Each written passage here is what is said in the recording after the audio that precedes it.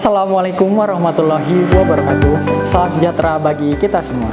Yang terhormat Kepala SMK Sodipa II Natar Bapak Purwadi ST, yang saya hormati Bapak Ibu Wakil Kepala Sekolah yang ada di lingkungan, yang saya hormati Bapak Ibu Dewan Guru, serta siswa-siswi SMK Sodipa II Natar yang selalu saya banggakan.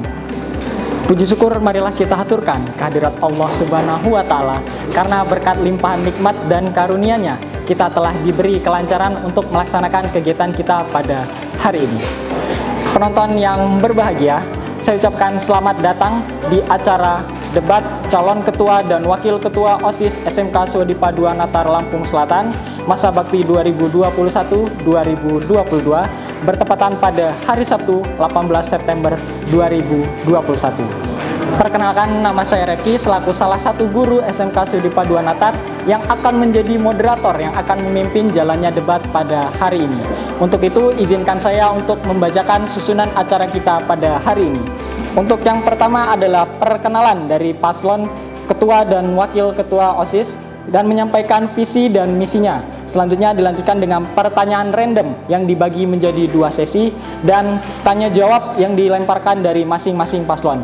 Dengan mengucap Bismillahirrohmanirrohim, mari kita mulai acara ini dengan perkenalan visi dan misi dari masing-masing paslon. Assalamualaikum warahmatullahi wabarakatuh. Izin memperkenalkan diri. Nama saya Dio Awangerjunca, kelas 11 jurusan Rekayasa Perangkat Lunak. Di sini saya menjabat sebagai calon ketua OSIS 2021-2022. Dan di sini adalah wakil saya. Dan perkenalkan, nama saya Muhammad Fatin Nuriksan, saya dari kelas 10 TKJ 1. Saya di sini menjabat sebagai calon wakil ketua OSIS dari paslon nomor urut 1. Dan di sini saya akan menyampaikan visi dan misi saya. Visi saya adalah membentuk siswa-siswi SMK Sodipa II Natar yang berkualitas tinggi menurut IPTEK dan IMTAK. Misi saya adalah 1. Membentuk karakter dan ketakwaan siswa terhadap Tuhan Yang Maha Esa. 2. Menjadi wadah pemersatu antara guru dan siswa. 3. Meningkatkan kedisiplinan siswa dalam hal berpakaian. 4. Meningkatkan kualitas ekskul agar banyak diminati siswa dan siswi SMK Sodipa II Natar dan bisa mengukir prestasinya. Assalamualaikum warahmatullahi wabarakatuh. Perkenalkan, nama saya Muhammad Fadli dari kelas 11 jurusan Teknik Instalasi Tenaga Listrik. Saya di sini mencalonkan diri sebagai kandidat calon ketua OSIS masa bakti 2021 dan 2022. Di sini saya bersama rekan saya yang bernama Arvin Nanda Kurniawan dari kelas 10 jurusan Teknik Komputer dan Jaringan. Di sini kami akan menyampaikan visi dan misi kami. Visi: membangun dan mengembangkan OSIS di bidangnya, menumbuhkan bakat generasi baru yang beriman, disiplin, dan berkarakter. Dan misi yang pertama adalah menjadikan siswa-siswi SMK Sodipa II Natar teladan mengikuti peraturan sekolah. Dan nomor 2, menampung dan mengembangkan aspirasi dan inspirasi siswa-siswi SMK Sodipa II Natar. Dan nomor 3, menjalankan visi dan misi untuk kepentingan bersama. Assalamualaikum warahmatullahi wabarakatuh. Izin memperkenalkan diri, saya Putra Reza dari kelas 11 TKJ 3 selaku calon ketua OSIS SMK Sodipa II Natar, dan wakil saya Muhammad Irfani dari kelas 10 RPL. Di sini kami akan menyebutkan visi dan misi kami jika kami terpilih menjadi Ketua dan Wakil Ketua OSIS SMK Sodipa II Natar masa bakti 2021-2022. Visi: menjadikan OSIS SMK Sodipa II Natar sebagai organisasi yang berkompeten dan mampu menghadapi era globalisasi, serta menjadi wadah dalam menampung kreativitas, inspirasi, dan aspirasi siswa. Misi: 1. Menumbuhkan sikap ketakwaan terhadap Tuhan Yang Maha Esa. 2. Tegas dan cekatan dalam menghadapi setiap masalah. 3. Membuat program kegiatan yang mampu mengasah kreativitas dan kemandirian siswa serta menambah wawasan peserta didik. 4. Berpartisipasi dalam event yang menyangkut teknologi dan mampu memanfaatkan teknologi untuk membangun organisasi dan ekskul SMK Sodipa II Natar. 5. Mengoptimalkan ekstrakurikuler yang ada di SMK Sodipa II Natar sehingga bisa menjadi wadah untuk siswa mengembangkan bakat dan minatnya. Sekian dari kami akhiri. Wassalamualaikum warahmatullahi wabarakatuh. Saya ucapkan terima kasih untuk masing-masing paslon yang sudah memperkenalkan diri dan menyampaikan visi misinya. Selanjutnya kita masuk sesi 1 pertanyaan random. Saya sudah menyiapkan 12 pertanyaan random yang secara acak dan dipilih oleh masing-masing pasangan. Dan masing-masing pasangan sudah memilih pertanyaan yang sudah saya siapkan. Kita mulai dari paslon 1. Ia memilih pertanyaan nomor 10. Pertanyaannya adalah, jelaskan apa kelebihan dan kekurangan kalian.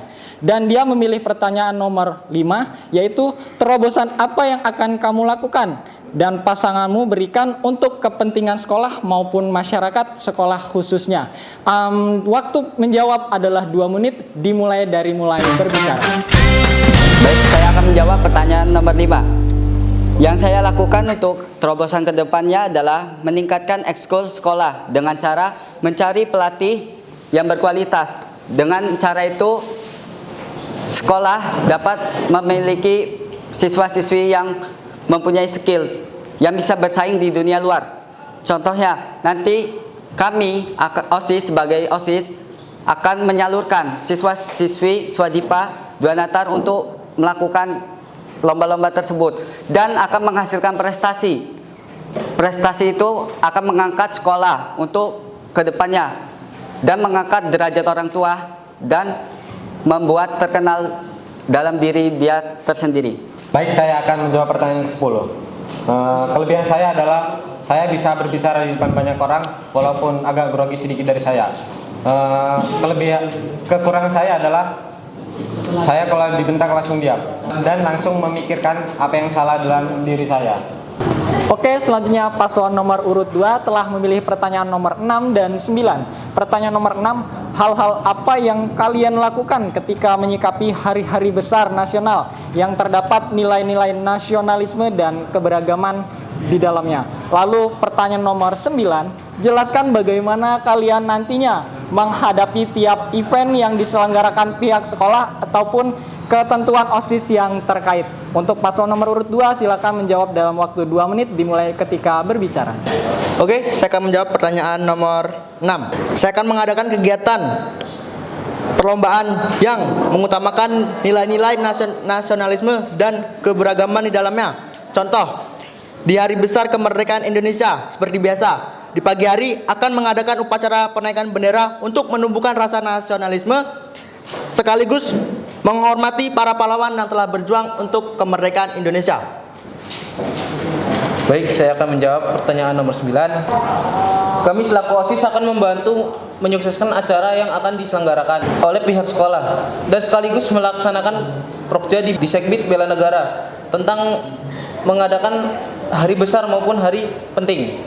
Selanjutnya paslon nomor urut 3 yang telah mendapat pertanyaan nomor 1 dan 8. Pertanyaan nomor 1, apa motivasi Anda maju menjadi ketua OSIS dan wakil ketua OSIS? Lalu pertanyaan yang nomor 8, bagaimana cara kalian menyikapi sebuah masalah tertentu yang menyangkut pautkan pelajaran dan kepentingan OSIS? Untuk paslon nomor urut 3 silakan menjawab dalam waktu 2 menit dimulai ketika kalian berbicara. Saya akan menjawab pertanyaan nomor 1. Motivasi saya ingin mengajukan sebagai ketua OSIS karena saya sudah memiliki pengalaman dan saya sudah memiliki basic karena telah pernah terpilih menjadi wakil ketua OSIS dan beberapa kali mempunyai kesempatan untuk menjadi pemimpin. Dari itu saya bermotivasi untuk menjadi ketua OSIS ke depannya untuk mengamalkan apa yang sudah saya punya. Dan motivasi saya agar saya bisa menjadi seorang pemimpin. Oke, saya akan menjawab pertanyaan yang nomor 8. Untuk itu, saya akan bersikap profesional, dapat membedakan mana pelajaran dan mana organisasi. Karena ketika saya tertimpa masalah yang menyangkut pautkan tentang pelajaran dan organisasi OSIS, itu saya tidak boleh menyalahkan ataupun OSIS ketika saya tidak belajar ataupun apa, saya tidak boleh menyalahkan OSIS. Karena OSIS saya tidak belajar ataupun yang lain. Seorang pemimpin yang baik bisa membedakan profesional, bisa membedakan antara non-akademik dan akademik. Karena kewajiban seorang pelajar adalah belajar. Jadi, tidak menyalahkan non-akademik ketika akademiknya jelek ataupun masalah yang lain. Contohnya ketika kita terkena masalah dari orang tua karena akademik kita turun, tidak bolehnya menyalahkan saya terkena masalah karena akademik saya ini turun karena saya terlalu aktif di non-akademik. Itu menurut saya salah sehingga bisa menyebabkan nilai minus di antara organisasi saya. Jadi seorang pemimpin yang baik bisa membedakan mana yang pelajaran dan mana organisasi dengan cara profesional. Oke, kita selanjutnya memasuki sesi tanya jawab. Di sesi tanya jawab ini adalah masing-masing paslon menyiapkan satu pertanyaan untuk dijawab oleh masing-masing paslon lain. Dan untuk paslon lain menjawabnya adalah waktu 2 menit. Setelah dijawab oleh paslon lain, lalu paslon yang memberikan pertanyaan menanggapi jawaban dari paslon lain. Untuk itu, sesi tanya jawab ini dimulai dari paslon nomor urut 1. Untuk itu, saya persilahkan. Baik, saya akan memberi pertanyaan bagi paslon nomor urut 2 dan 3. Bagaimana cara kamu mengaktifkan kembali ekskul yang sudah mati? Oke, saya akan menjawab pertanyaan dari paslon nomor 1. Untuk mengaktifkan lagi ekskul yang sudah tidak aktif, saya akan menyebar brosur tentang ekskul yang tidak aktif itu, keunggulan dan apa sih arti ekskul itu, dan merekrut guru atau pembina ekskul yang bisa untuk mengaktifkan ekskul tersebut. Sepertinya menyebar brosur kurang efektif, karena bisa jadi dia cuma melihatnya dan tidak mau menanggapinya. Oke, saya akan menjawab pertanyaan dari Dio. Untuk mengaktifkan ekskul yang sudah tidak aktif, yang pertama saya akan lakukan mencari pembina ataupun pelatih dari ekskul tersebut, penanggung jawabnya setidaknya. Di situ kita tanya untuk ekskul ini akankah dilanjut atau tidak. Apabila dari pembina tidak ingin melanjutkan, kita cari anggotanya yang memang masih bertahan. Kita mulai dulu dari hal kecil. Kalau memang dari pihak ekskul tersebut mau melanjutkan, kita akan membantu misalnya yang pertama, kita akan membuat video persembahan ataupun yang lainnya, kita akan membuat brosur ataupun apapun yang ketika dilihat sama murid lain itu menumbuhkan minat mereka untuk masuk ke ekskul tersebut. Tapi apabila kita tiba-tiba membuat video ataupun yang lain tanpa konfirmasi ke pihak ekskul tersebut, tiba-tiba ekskul tersebut tidak mau. Untuk apa? Kita membuat tiba-tiba buat, tapi udah ada anggotanya banyak. Pihak pelatih dan pembinanya tidak mau mengurus anggota tersebut. Tidak akan jalan untuk menurut saya di situ. Jadi yang pertama kita lakukan hal kecilnya adalah mencari siapa penanggung jawab tersebut. Kalau penanggung jawabnya udah ketemu, baru kita buat rancangan selanjutnya ke depannya mau ngapain, mau bikin apa supaya murid-murid tertarik. Entah apa, kita cari informasi tentang lomba yang dulu pernah ikuti atau kegiatannya mereka aktifkan sehingga minat siswa lain itu tertingkat tinggi untuk masuk ke ekskul tersebut. Contoh aja, semisal ekskul di sini yang mati itu adalah pramuka. Contohnya sudah tidak aktif pramuka, anggota hanya 4. Tapi jika anggota 4 tersebut banyak siswa yang tidak ikut ekskul, kita hubungi 4 anggota tersebut. Apakah ingin punya anggota yang lebih banyak? Jika mereka ingin punya anggota yang lebih banyak, kita buat dengan 4 orang tersebut kita jalankan kegiatan yang bisa kira-kira membuat murid lain mau. Entah kita buat perkemahan. Yang pertama kita perkemahan, siapa yang mau ikut aja perkemahan tersebut. Untuk yang mau ikut tidak dites, hanya untuk have fun. Kemudian ketika mereka sudah have fun, pasti mereka nanti, wah ekskul ini seru, saya bakal masuk ke sini. Itu menurut saya cara mengaktifkan ekskul yang sudah tidak aktif. Pasangan nomor urut 3, menurut saya cara itu kurang efektif karena antusias dari siswa-siswi SMK Swadhipa II Natar belum tentu mau untuk mengikuti pramuka tersebut. Oke, saya akan memberi satu pertanyaan untuk dijawab oleh paslon nomor 1 dan paslon nomor 3. Oke, bagaimana cara kalian jika diminta tolong oleh wali kelas untuk membujuk anak yang susah mengerjakan tugas? Selaku kalian adalah OSIS yang terpandang siswa rajin, aktif, dan hebat. Oke. Saya akan menanggapi pertanyaan dari paslon nomor 2 tentang mengajak belajar orang yang susah mengerjakan tugas selaku kita anggota OSIS. Yang pertama, bukan karena kita anggota OSIS kita harus mengajak dia sampai memang dia mau belajar banget. Sekali kita ajak dia, nggak apa-apa kita ajak. Benar di situ dia buat mengerjakan tugas, kita ajak belajar bareng, bukan kayak nyuruh dia, "Hei, kamu belajar, kamu itu murid, masa nggak belajar?" Bukan kayak gitu. Caranya kita ajak belajar bareng. Ketika ada tugas kita ajak belajar bareng supaya dia mau mengerjakan tugas. Dengan cara tidak memberikan contekan, ajak kerjakan bersama, kemudian supaya dia ke depannya mau mengerjakan tugas terus-terusan. Guru meminta tolong kepada OSIS hanya meminta tolong, bukan untuk mengerjakan tugasnya. Jadi kita selaku yang dimintai tolong, kita harus membantu dia mengerjakan tugas, bukan mencontekinya kayak, "Ayo kita kerjain bareng-bareng, mari kita kerjain semuanya supaya kamu belajarnya ke depannya kayak gini." Kita kasih tahu keuntungan apa kalau kita belajar, keuntungan apa yang bakal kita dapetin ketika kita belajar di situ. Kita mengerjakan tugas secara juga sekarang masih daring, mungkin banyak yang tidak mau mengerjakan tugas. Dan kita kalau mau ngajaknya secara langsung itu susah karena daring. Yang pertama, kita bisa lewat chat. Ajak dia kamu udah ngerjain tugas ini belum? Bareng yuk, ngerjain yuk, ketemu di sini ngerjain bareng-bareng, ataupun ketika di sekolah ajakin kerjain bareng, mengerjakan tugas tersebut.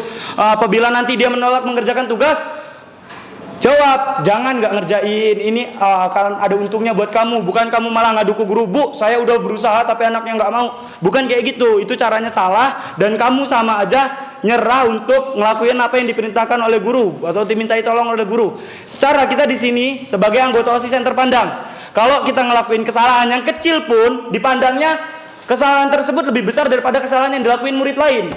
Walaupun kita di situ hanya mengajak, bukan kita yang tidak mengerjakan tugas, sama aja dianggapnya nanti.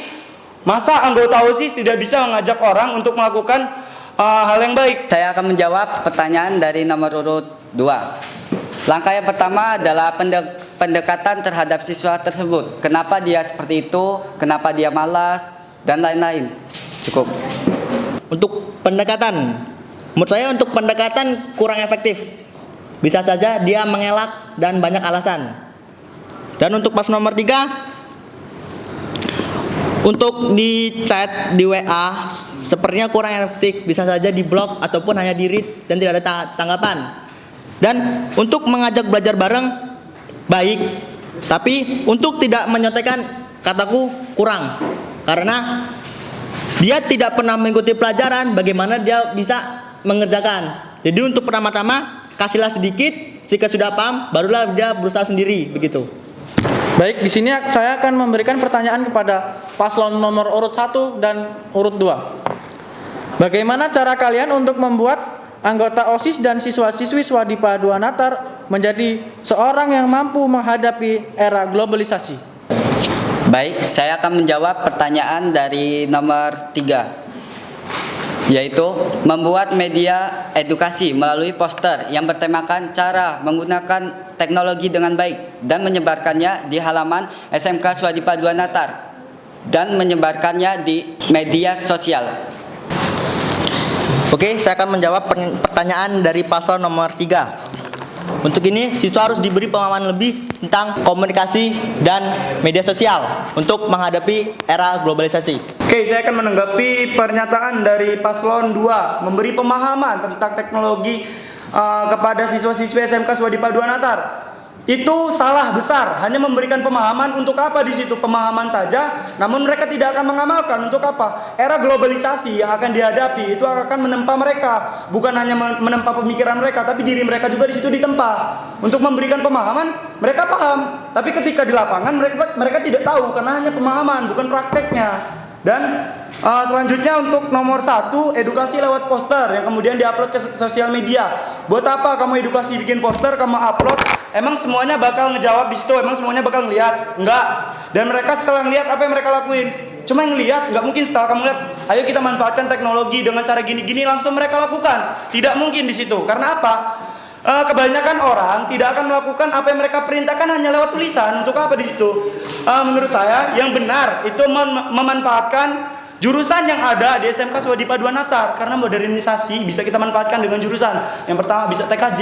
Itu teknologi di situ banyak, TKJ lab pun banyak teknologinya, kita bisa manfaatkan di situ untuk menempa siswa dan anggota. Kemudian mereka bisa paham tentang era globalisasi dan kemudian bisa memanfaatkan ekskul, contohnya TKJ Club. Di situ mereka bisa paham tentang teknologi yang lainnya supaya ke depannya ketika mereka sudah menempa dunia kerja, di situ mereka bisa menghadapi era globalisasi dan bisa kemudian hari mengamalkan apa yang sudah kita berikan dari Swadipa. Contohnya kita pahami dengan jurusan-jurusan yang lain, rekayasa perangkat lunak yang lainnya itu bisa mereka manfaatkan kemudian hari supaya mereka tidak hanya tentang pemahaman dan edukasi, tapi mereka bisa mempraktekkan ketika di dunia lapangan kerja. Mereka tidak kaget dengan era globalisasi modernisasi yang ada di Indonesia.